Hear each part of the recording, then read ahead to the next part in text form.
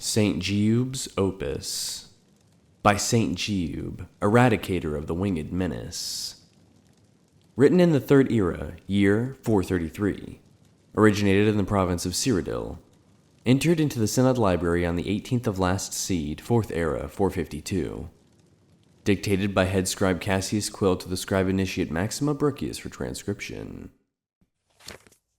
I am a hunter. I am a redeemer. I am Jiub. The tale of my rise to glory begins in the ash wastes of Morrowind. I rode alone, weapon at my side and the burning wind stinging my face. My quest was arduous, but necessary to ensure the survival of the Dunmer people. A pestilence was creeping across the ashlands, a menace with an insatiable hunger that plagued innocent travelers simply trying to get home. It was my self-sworn task to hunt them down one by one and drive them from the skies. Their fury knew no bounds, and their war cry resonated across the land. They were the notorious cliff racers, and they had to be destroyed. On a particularly hot day during sun's height, I was tracking what I called a lingerer, a cliff racer without a nest. He was a particularly feisty one too, leading me on a merry chase across almost 3 miles of ash dunes. I had managed to take a piece out of one of his wings in an earlier scuffle, so he couldn't maintain much of a climb. But he still had quite a bit of stamina left, and he was trying to make me tire of the chase. Almost 2 solid hours passed, and my silt strider was tiring, but I couldn't give up. I had sworn to eliminate the foul beasts to the last, and I wasn't about to let it go. If I was going to stop the thing, I'd have to do it fast.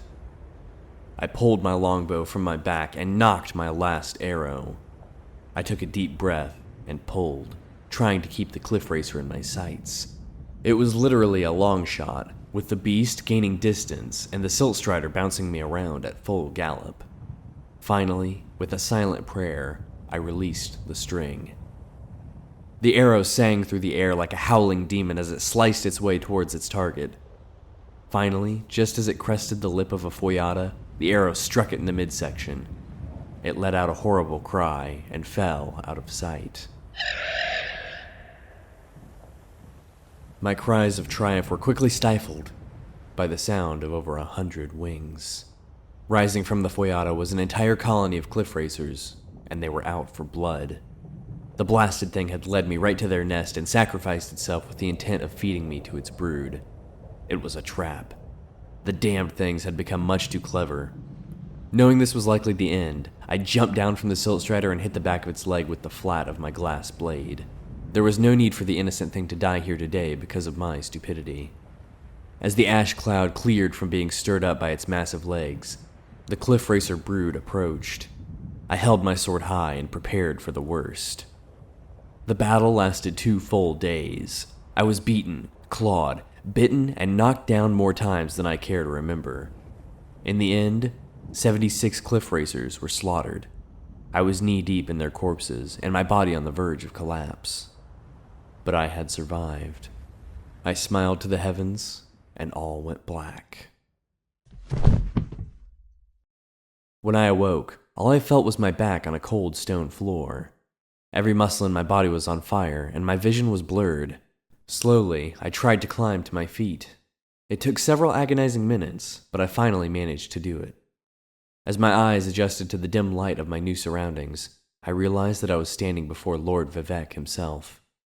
He was simply staring at me, floating above his throne and staring at me with his piercing eyes.